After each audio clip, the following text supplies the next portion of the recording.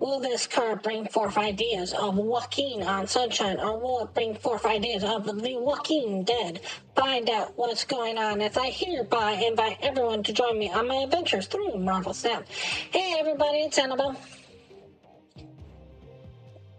So we got a brand new season. That means it's time for some brand new cards. And the first one we got up this time around is going to be Joaquin Torres.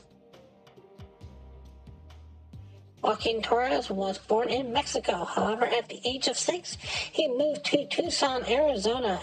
As he grew up, he became a Samaritan, providing food, water, and medical attention to border crossers. At the age of 17, while he was on a water run, a racist group kidnapped him and took him to New York City, where they performed genetic experiments on him that turned him into a part Falcon, part human hybrid. These mutation changes were not meant to be permanent, but something went wrong on that day. Joaquin Torres started to grow wings, his eyes enlarged, and his hands and feet became like talons. He managed to escape by breaking a window and flying out. However, he was seen as a menace by the tourists. He was captured and brought into the local SHIELD office, where he was introduced to the new Captain America, Sam Wilson, who could sense that he was not a danger and just needed help. So he had him join the Avengers and passed on to him his old mantle of the Falcon. Joaquin Torres trained with the new Captain America, and he continued his fight against injustice. Despite the physical changes to his appearance, he found immense joy in his newfound ability to fly, and was eager to prove himself, and was always willing to help the youngest members find their way. With his partnership that was built on trust and a mutual respect for each other, it did not take long before the new Captain America was proud of his opportunity to let a new Falcon take flight. Joaquin Torres is always on guard, as many who see his odd form get scared. Because of this, he always tries to be friendly. He's always willing to provide answers or help anyone on a mission, and he's always up for being a means of transportation in battle. He takes great pride in being one of the ones who has a powerful friendship with Sam Wilson and wears the name of Falcon with honor.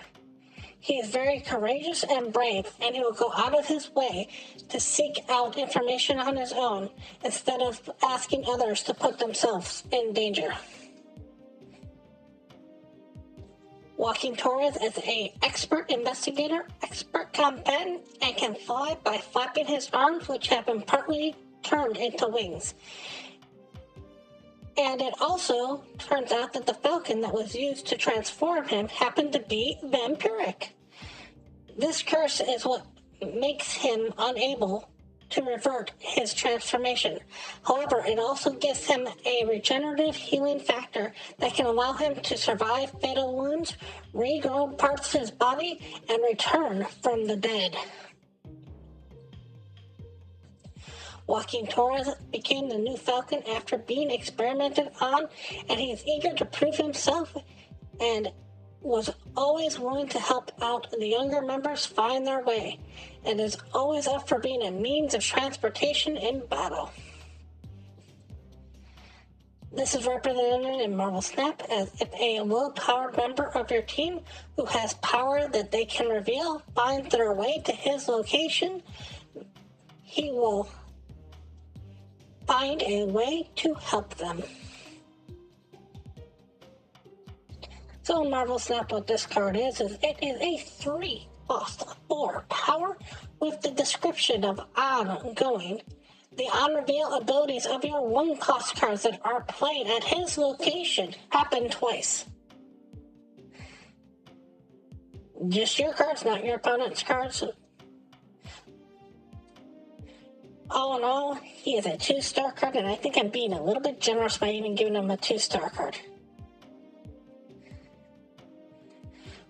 Okay, so let me talk about some of the problems with Joaquin Torres.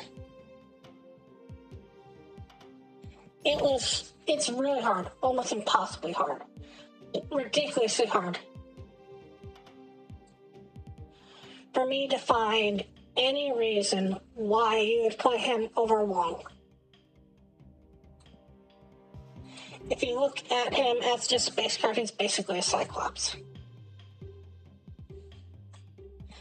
So for Wong, you go up one more cost and you lose one whole power. 2 whole power, I should say. If you want relatively the same ability, you could actually go with almost like a Super Skrull. The other problem that I constantly see with him is I cannot find a single reason why you'd play him over the Falcon. In what situation you'd want him and not the original Falcon. I'm looking at the 1 card cost that you can get in here, okay? The ones that you want most are going to be stuff like the Hood. So, what's your whole idea? Is you're going to wait till 4 to get 2 demons on 5? Because he's got to be down on turn 3 for you to get any use out of him. What are you looking for? American Chavez to get an extra +2 power? Korg to throw 2 rocks at them instead of 1? Iceman and hope that it hits 2 super targets instead of the same target twice? Here's the problem. Okay, if you're looking at Cyclops and you're looking at 1-drops, if you have the card Kyra, it's almost better for all your 1-drops. It's also ongoing, it also is a 3/4, and it's going to do a lot more for your 1s than probably the Joaquin Torres is going to do. One of the only hopes that I have with this card, this is one of the hopes that I have with this card, is that maybe, just maybe, it's seen as an echo. Which means that when people play it, they don't realize that that's how it works. And you can sneak out getting 1 or 2 cards out of this. And to a certain degree, and I'll be honest with you, if this had no ongoing ability to it and it was just a stat effect like Echoes was, this would be an interesting card.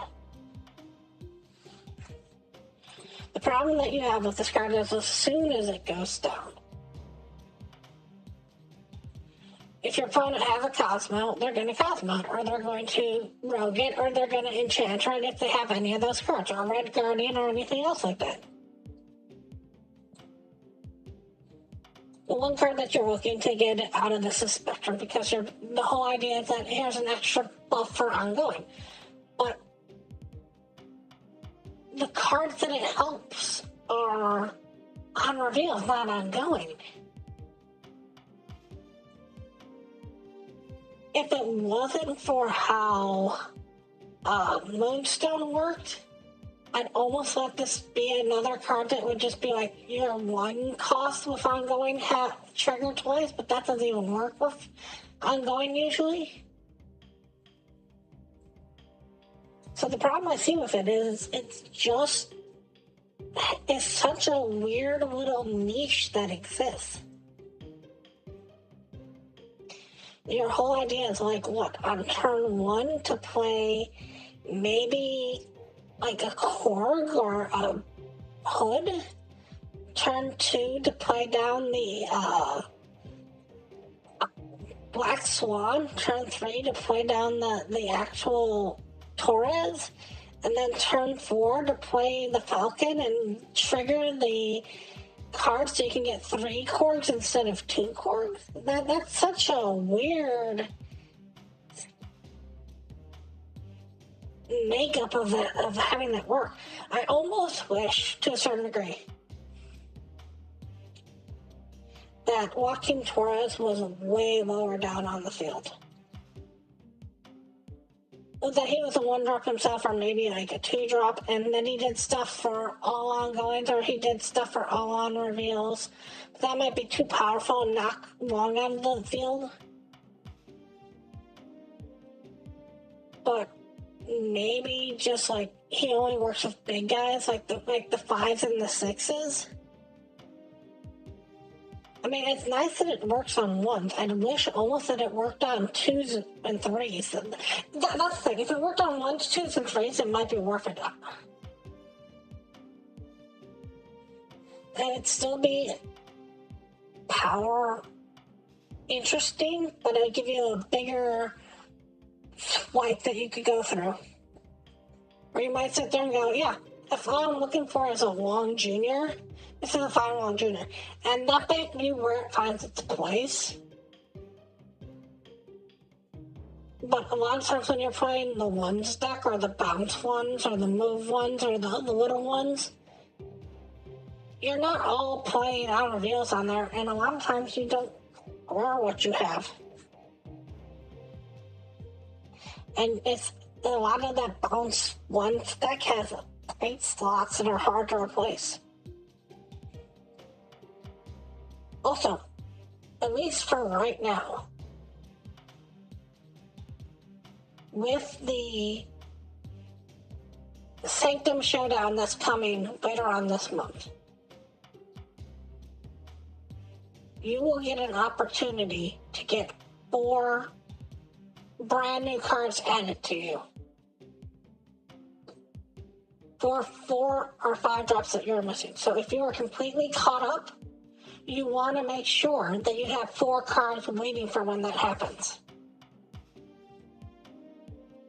But other than the Joaquin Torres this week, you have Makari. Makari's not a bad card. There's one deck that she exists in. She's never found her way out of that one deck, and that's the one deck she exists in, and I don't know if she'll ever be better than that one deck. And Namora. Namora found her way into one deck. She's not even that great in that one deck anymore, and I'm not sure if she'll be ever better than that one deck. So you have 3 cards that are basically, there's one deck that they might exist in, and I'm not even sure if they're going to be the greatest card in that deck. We're still going to roll because this is how we make content, so let's find out what's inside our box. Let's see, boxes. Namora. So come this Friday, I will be making a Namora deck. So if you want to watch me do that, I'll be doing that live on Twitch TV. Anyways, I want to thank you all so much for watching, and as always, remember, play, bowl,